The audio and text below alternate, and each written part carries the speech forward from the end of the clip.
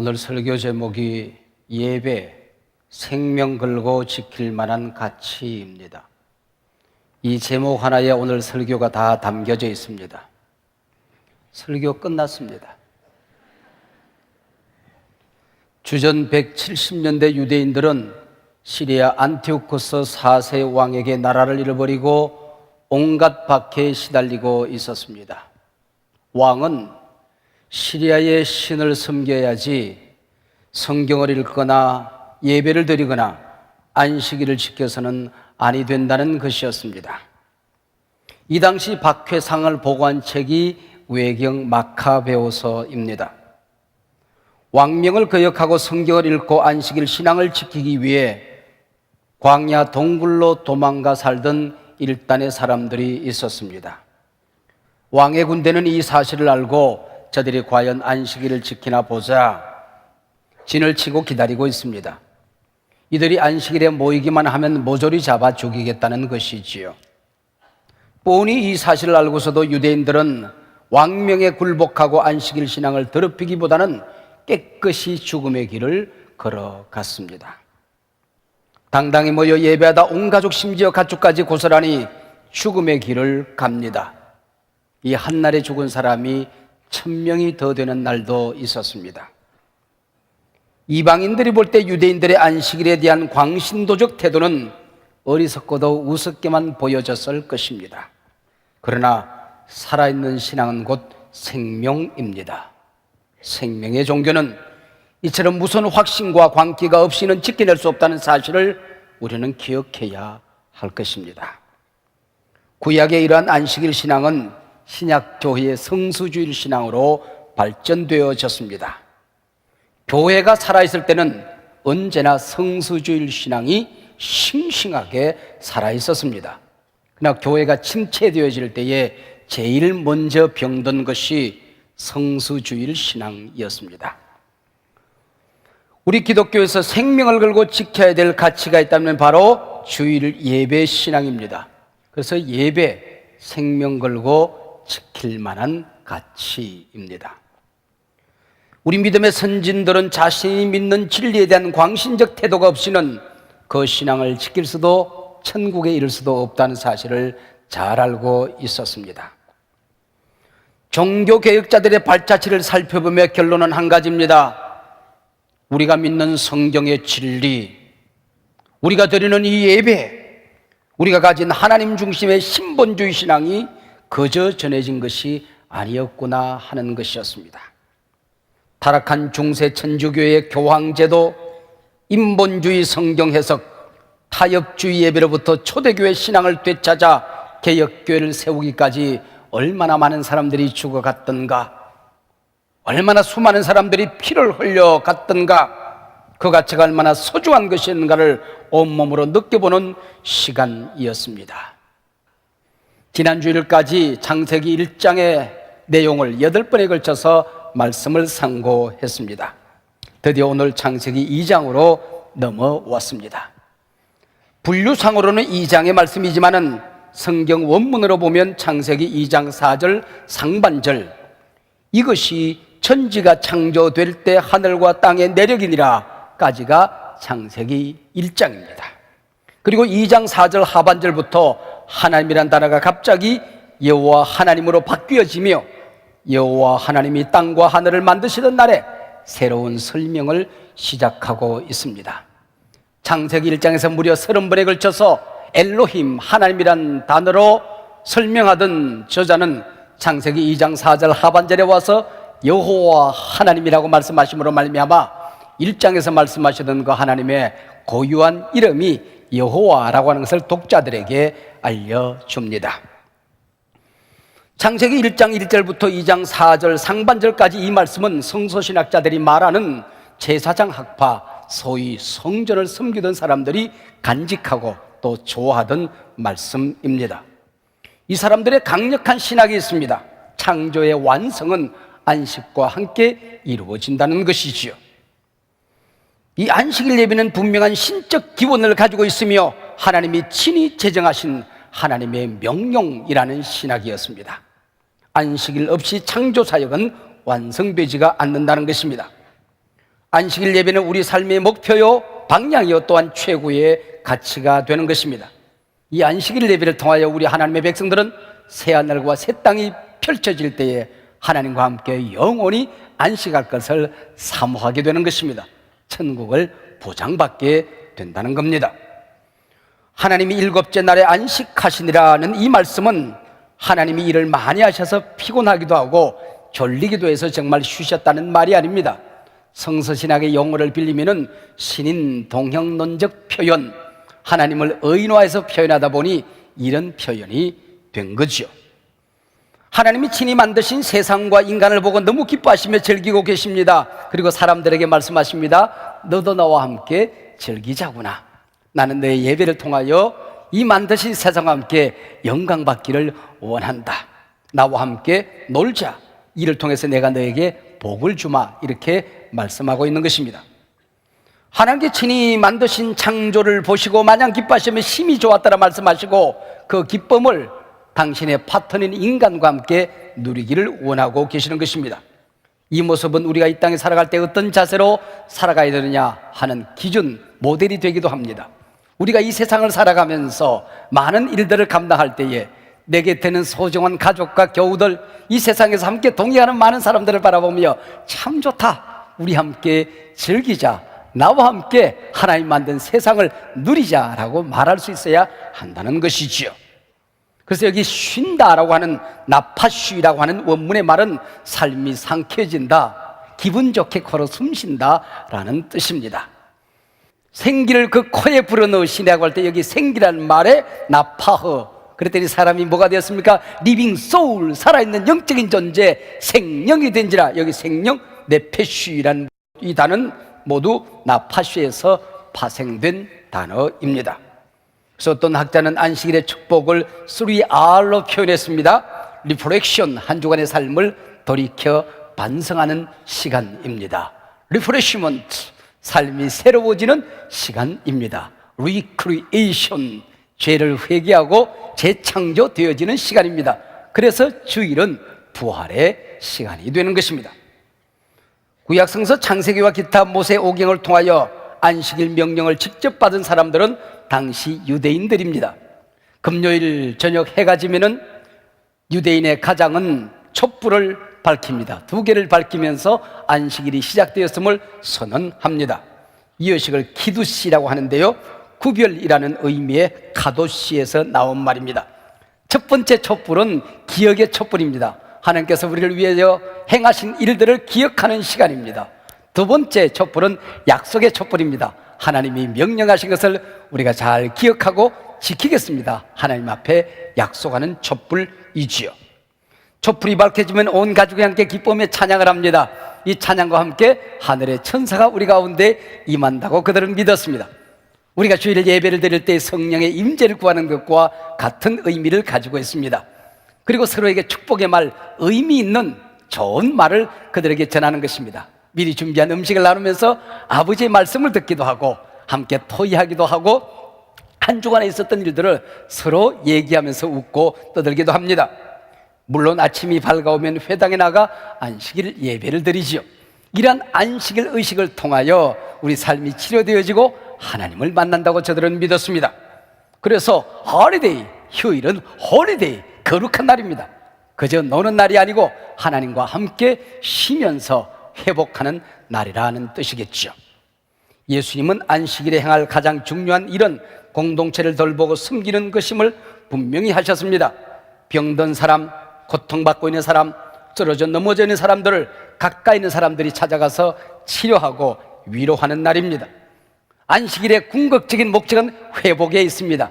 그래서 희년이 되면은 땅도 쉬고 원주인에게로 돌아가는 것입니다. 노예들도 자유를 얻게 되는 것입니다. 이것이 진정한 의미에서 회복이지요. 노예가 하나님의 자녀로 바뀌어지는 날이 되는 것입니다. 안식일 시간 때 키두시라고 하는 촛불을 밝히는 예식을 행했듯이 안식일이 마쳐지는 시간에는 촛불을 끄는 예식, 하브달라라고 하는 의식을 행했습니다. 촛불을 끄기 전에 온 가족이 촛불 곁에 둘러앉아서 잠시 침묵 기도를 드립니다. 그리고 촛불을 끄고 난 다음에는 가장이 또 새로운 시간, 생명의 새로운 한 주간을 허락하신 하나님 앞에 감사 기도를 드림으로써 안식일 의식이 맞춰지게 되는 것입니다. 이처럼 하나님은 모든 창조 사역을 완벽하게 다 마치시고 안식하셨습니다. 재미있는 사실은 하나님의 이 마지막 날이 사람에게는 첫 번째 날이 된 것입니다. 하나님은 모든 일을 마치시고 쉬셨지만은 인간은 먼저 쉬고 하나님을 만난 그 힘을 가지고 첫 번째 날 일을 시작하게 되었다고 하는 것이죠. 하나님은 모든 일을 마치시고 쉬셨지만은 우리 인간들은 미완성, 일을 마치지 못한 상태에서 쉬게 되더라고 하는 것이죠. 하나님 말씀하십니다. 나는 너를 하나님으로 만든 것이 아니라 인간으로 만들었다. 미완성 그 자체가 아름답다. 미완성 그대로 쉬자, 예배에 집중하자. 안식일 자체가 내가 존재하는 목적이니라, 그런 뜻입니다. 오늘 보면 창세기가 명한 안식일이 신약교회 그리고 교회사 과정을 통해서 주일로 바뀌어집니다. 사도 바울 등 사도들이 복음의 접촉점을 찾기 위해서 유대인들이 모이는 안식일날 가서 하나님의 말씀을 증거한 사실입니다. 그러나 누가가 사도행전 20장 7절에서 우리에게 보고해 주듯이 그 주간의 첫날에, 옛날 번역에는 안식 후 첫날, 그렇게 번역이 되어졌습니다. 우리가 떡을 때려 하여 모였더니 바울이 이튿날 떠나고자 하여 그들에게 강론할새 말을 밤중까지 계속하매. 이런 신학적인 변동은 유대 교인들이 적은 이방 교회를 중심으로 신속하게 변하고 있었습니다. 사도 바울이 고린도 교회에 보낸 편지 가운데 이런 말이 있습니다. 매주 첫날에 너희 각 사람이 수입에 따라 모아두어서 내가 갈 때 연보를 하지 않게 하라. 예배를 드릴 때 반드시 봉헌 예물을 드리며 예배하도록 권면하고 있습니다. 보십시오. 안식 후 첫날이 벌써 매주일 첫날로 바뀌어지고 있습니다. 안식이란 말이 지금 사라지고 있습니다. 성경 중 제일 나중에 기록된 요한계시록 1장 10절에서는 주의 날에 내가 성령에 감동되어 내 뒤에서 나는 나팔 소리 같은 큰 음성을 들으니, 여기 주의 날은 주님께서 부활하신 날을 말하는 것입니다. 안식일의 주인이 예수님이라는 사실을 사도들은 받아들이고 있는 것입니다. 안식일이 주일로 바뀌는 과정을 1세기, 2세기 초대교회 수많은 문서들이 우리에게 전해줍니다. 순교자 저스틴이라는 사람이 있습니다. 마티어 저스틴이라는 사람이 있습니다. 이분이 초대교회에 성도들이 어떻게 모였는가를 전해주는 전해주는 문서가 있습니다. 황제에게 전해준 변정서입니다. 태양의 날이라 불리우는 날에, 즉 일요일이라 불리는 날에 여러 곳에 흩어져 살던 그리스도인들은 일정한 장소에 모인다. 성경 말씀 읽고 나면 설교 말씀이 선포되어진다. 이어서 성찬 예식이 거행되어졌다라고 기록합니다. 초대교회는 말씀의 예전과 성찬 성례전 예배가 나누어져 있었습니다. 모든 성도들이 말씀을 듣는 예배를 먼저 드리고 나면은 세례를 받지 않은 사람들은 집으로 돌아갑니다. 세례받은 사람들이 남아서 성찬 성례전 예배를 드린 것으로 되어 있습니다. 3세기 초에 유명한 초대교회 교부 터툴리아누스는 우리 그리스도인들은 안식일 혹은 유대인들이 지키는 절기들과 아무 상관이 없다. 주일과 성령 강림절을 거룩하게 지킨다. 우린 주일 예배를 거룩하게 지키기 위해서 이 주일에 세상 일을 멈추어야 한다라고 말합니다. 드디어 콘스탄틴 대제가 이러한 초대교회 주일 예배를 인정하고 휴일을 안식일 토요일에서 주일로 지킬 것을 공포합니다. 콘스탄틴 대제가 선포하여 안식일이 주일이 된 것이 아니라 초대교회의 주일 신앙을 인정한 사람이 콘스탄틴이라는 말이죠. 아직도 예수님을 메시아로 인정하는 유대인들이나 또 안식교인들은 토요일 예배를 주장합니다. 이러한 주장에 심각한 잘못이 있습니다. 첫째, 주님이 부활하신 주일에 초대교회 성도들이 모였다는 신약의 기록들을 믿지 않는 것입니다. 두 번째는 콘스탄틴이 선포하여 주일이 생긴 것이라고 저들이 생각함으로 말미암아 교회 역사를 부인하게 되는 것입니다. 세 번째는 주일 성수신앙을 정치적 사건으로 해석함으로 안식일과 주일의 연속적인 의미를 부인했습니다. 부활의 천년일막에 되시는 우리 주 예수 그리스도에 대한 예배를 짓밟아 버렸습니다. 넷째는 안식일에 모인 것이 잘못이라기보다는 그것을 교리화하고 진리화함으로 율법주의가 되어버린 잘못이 있습니다. 구약의 안식일이 초대교회 과정을 거치면서 자연스럽게 성수주의를 신앙으로 바뀌어졌다는 말이죠. 소위 제사장학파 사람들이 가장 좋아하는 말씀 중 하나가 본문 창세기 2장 3절 말씀입니다. 하나님이 일곱째 날을 복주사 거룩하게 하셨다. 한국 교회는 이 안식이란 말과 주일이란 말을 동일한 의미로 받아들였습니다. 그리고 안식일 거룩하게 지키라는 말씀과 주일을 거룩하게 지키라는 말씀을 동일한 걸로 받아들였습니다. 이러한 해석은 정당하고 올바른 것이었습니다. 이런 신앙을 통하여 한국교회는 많은 복을 받았죠. 안식일을 거룩하게 지킨다. 여기 거룩하다는 말이 도대체 무슨 말일까요? 안식일이 되면 비도 안 오고 눈도 안 오고 바람도 불지 않던가요? 안식일에는 해가 더 크게 뜨던가요? 안식일에 해는 더 빛나고 더 길던가요? 안식일에는 교통사고도 없고 재난도 일어나지 않고 지구촌이 마냥 평온할 것이라는 뜻일까요? 이 날을 구별되게 지켜서 하나님의 백성들이 얼마나 구별된 존재인가를 알고 살아가라는 것입니다. 어떤 사람들은 새벽부터 늦은 밤까지 숨가쁘게 살아갑니다. 어떤 사람들은 가족의 얼굴도 덜 보지 못하고 일주일 내내 살아갑니다. 어떤 사람들은 하늘 없이 하루 종일 일주일 내내 빈둥거리며 살 수도 있습니다. 또 어떤 사람들은 죄를 짓고 죄 속에 묻혀 살기도 합니다. 어떤 사람은 누군가를 미워하는데 한 주간을 보내기도 합니다. 어떤 사람은 몸도 마음도 지쳐서 일어설 힘조차 없이 주일을 맞이하기도 합니다. 안식일, 이 모든 것을 내려놓으라는 겁니다. 가족과 함께 하나님의 전을 향하여 달려나와 예배합니다. 지친 육체를 달래줍니다. 우리 마음과 생각을 하나님에게 집중시킵니다. 인생의 목적을 가다듬습니다. 주일만이라도 서로 미워하지 말고 깨끗한 마음으로 하나님 앞에 앉습니다. 미움과 원망을 내놓고 내게도 잘못이 있음을 알고 하나님께 고개를 숙입니다. 성령의 임재 속에 쾌락이 아니라 희락을 맛보게 되는 것입니다. 말씀 앞에 지연절을 회개하고 삶이 새로워지는 것입니다. 그래서 주일은 갈라지는 날입니다. 예수 믿는 사람이나 안 믿는 사람이나 일주일 살아가는 거 보면 아침부터 저녁까지 비슷합니다. 그러나 주일 아침이 되면 갈라집니다.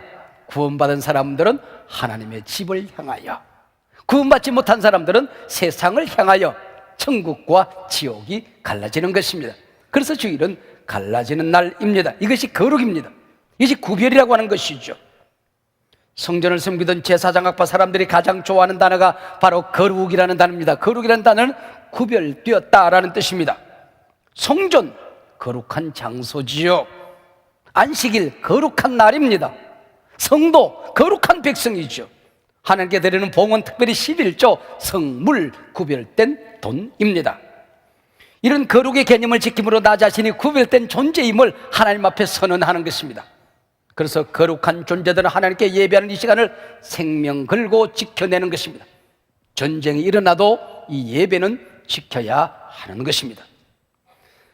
우린 주일을 거룩하게 지킬 수 없도록 만들어가는 현대 문명, 사단의 술수와 맞서 싸워야 됩니다.